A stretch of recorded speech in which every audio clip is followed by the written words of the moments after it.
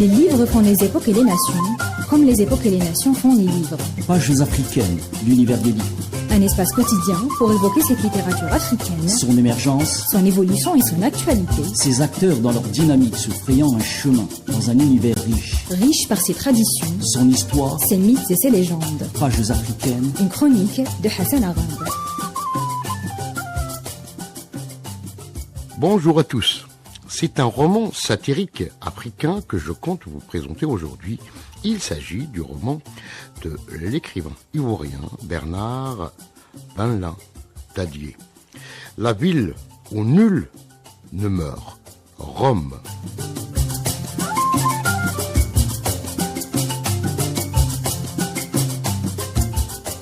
Ce roman, nous dit Ngondou Nkashama, est une satire savamment menée sur les manières et les coutumes des peuples d'Europe, particulièrement autour de la ville éternelle, Rome.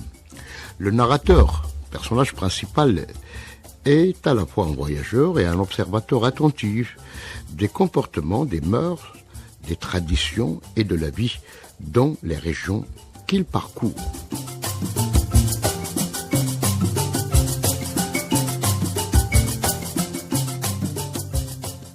Le récit commence dans l'avion qui amène le protagoniste de Paris à Rome. Ensuite intervient la rencontre avec le pape qui semble à lui tout seul traduire l'association du passé, du présent et de l'avenir.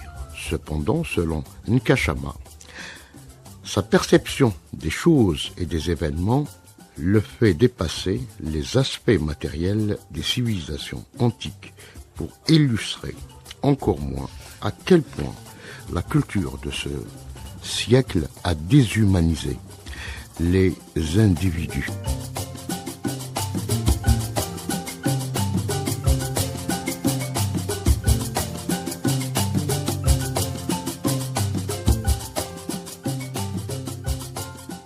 Dadié, à travers ce récit, semble se moquer du matérialisme des Italiens, symbolisé principalement par la banque du Saint-Esprit et les millions de lire avec lesquels se traitent les affaires commerciales. Chaque chapitre de ce livre, où la nature humaine se trouve au centre de toute action et de toute description, porte le témoignage d'une ville visitée sous la forme des légendes de l'oralité.